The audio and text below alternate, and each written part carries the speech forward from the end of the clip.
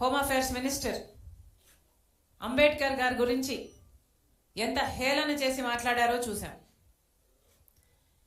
ఒకసారి మళ్ళీ మీకు జ్ఞాపకం చేయడానికి ఎల్ఈడీలో ఒకసారి ప్లే చేస్తాం. प्ले చేయండి అమ్మా. अगर भगवान का लेते तो 7 जन्मों तक स्वर्ग मिल जाता. तो अच्छी बात है. मान्यवर, अभी एक फैशन होगा, अभी एक फैशन होगा है आम्बेडकर आम्बेडकर आम्बेडकर आम्बेडकर आम्बेडकर आम्बेडकर. इतना नाम अगर भगवान का लेते तो 7 जन्मों तक स्वर्ग मिल जाता. तो अच्छी बात है. मान्यवर, अभी एक फैशन होगा, अभी एक फैशन होगा है आम्बेडकर आम्बेडकर आम्बेडकर आम्बेडकर आम्बेडकर आम्बेडकर. इतना नाम अगर भगवान का लेते तो 7 जन्मों तक स्वर्ग मिल जाता. तो अच्छी बात है. मान्यवर, अभी एक फैशन होगा. గమనించాలి, अभी అంబేద్కర్ అంబేద్కర్ అంబేద్కర్ అని మాట్లాడడం ఫ్యాషన్ అయిపోయింది అని అమిత్ షా గారు స్వయంగా అంటం జరిగింది. దానికి అందరూ బీజేపీ ఎంపీలు అందరూ నవ్వటం జరిగింది. ఇది అంబేద్కర్ గారిని హేళన చేయడం కాకపోతే ఏమిటి అని కాంగ్రెస్ పార్టీ ప్రశ్నిస్తుంది. అంబేద్కర్ గారి గురించి మాట్లాడితేనే మీకు అంత తట్టుకోలేకపోతున్నారే, కాంగ్రెస్ పార్టీ అంబేద్కర్ గారి జపం చేస్తుంది అన్నట్టు మీరు మాట్లాడుతున్నారే.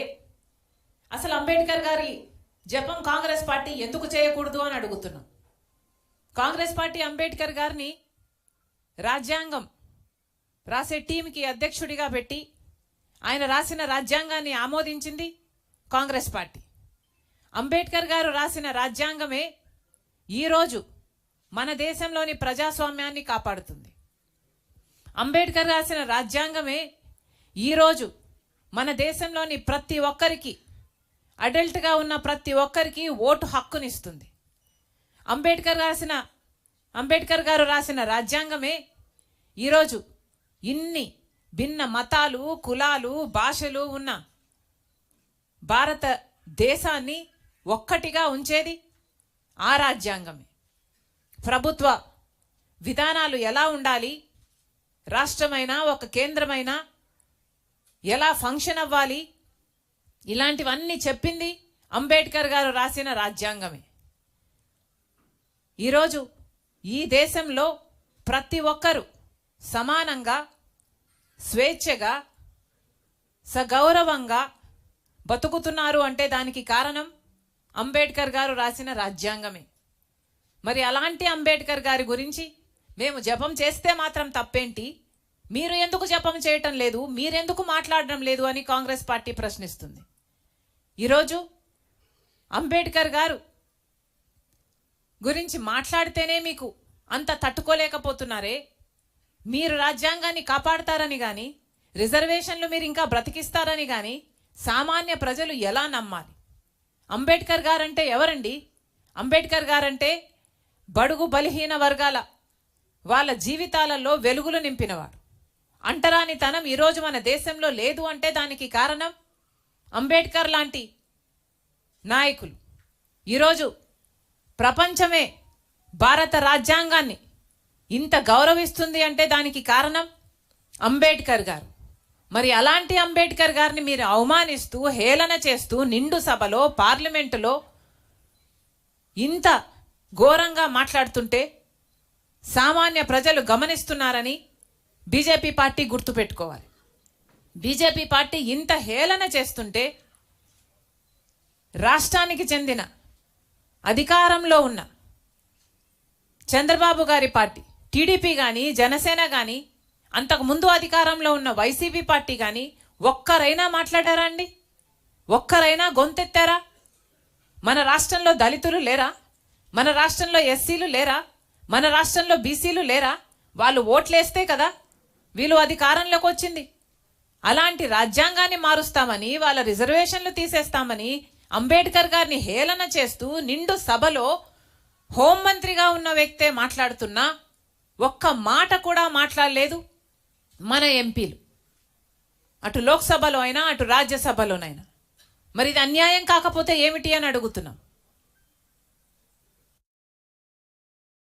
మోడీ గారు వెన్నుపోటు పొడిచాడు ఆంధ్ర రాష్ట్ర ప్రజలకు. ప్రత్యేక హోదా ఇస్తాము అని చెప్పి 10 సంవత్సరాలు ఇస్తామని మోడీ గారు స్వయంగా మాటిచ్చి ఆంధ్ర రాష్ట్ర ప్రజలను మోసం చేశారు. అలాంటి వాళ్ళను ఎత్తి పట్టుకున్నారు ఈరోజు.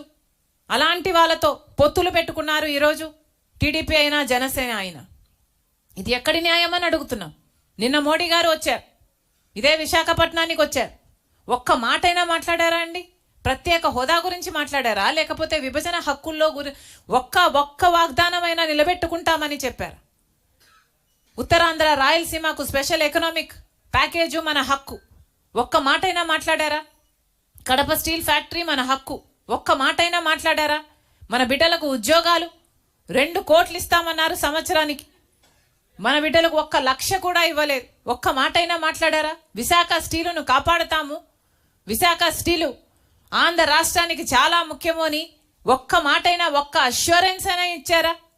అలాంటి వాళ్ళ గురించి ఎంతో గొప్పలు చెప్తున్నారు ఈరోజు టీడీపీ జనసేన వాళ్ళు. వైసీపీ ఏం తక్కువ తినలేదు. జగన్మోహన్ రెడ్డి గారు ఒక పక్క టీడీపీ సక్రమ సంబంధం పెట్టుకుంటే జగన్మోహన్ రెడ్డి గారు అక్రమ సంబంధం పెట్టుకున్నారు అదే బీజేపీ పార్టీ. ఈరోజు జగన్మోహన్ రెడ్డి గారిని ప్రశ్నిస్తున్నాం. మోడీ గారు మన రాష్ట్రానికి వచ్చారు, ఒక్క మాట ప్రత్యేక హోదా గురించి మాట్లాడలేదు, విశాఖ స్టీల్ గురించి ఒక్క మాట అష్యూరెన్స్ ఇచ్చిపోలేదు. మరి ఎందుకు ఊరుకున్నారు అని అడుగుతున్నాం.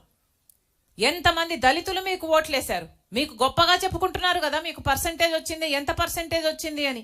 వాళ్ళలో దళితులు లేరా? ఎస్టీలు లేరా? బీసీలు లేరా? వాళ్ళు ఓట్లేస్తే కదా మీకు ఆ మాత్రమైనా వచ్చింది. మరి ఓట్లు వేయించుకొని కూడా రాజశేఖర రెడ్డి గారి వారసుడు అయ్యుండి కూడా అదే బీజేపీ పార్టీతో ఎందుకు అక్రమ సంబంధం పెట్టుకున్నారని అడుగుతున్నాం. ఈ రోజు వరకు కూడా అక్రమ సంబంధం కొనసాగుతూనే ఉంది కదా. రాజశేఖర రెడ్డి గారు ప్రతి సందర్భంలోనూ బీజేపీ పార్టీని వ్యతిరేకించిన వారు. ఎందుకంటే బీజేపీ పార్టీ ఒక మతతత్వ పార్టీ కాబట్టి. ఎందుకంటే బీజేపీ పార్టీ మతం పేరుతో, కులం పేరుతో చిచ్చు పెట్టాలి, ఆ మంటలో చలి కాచుకోవాలి. ఇదే బీజేపీ పార్టీకి తెలిసిన రాజకీయం కాబట్టి.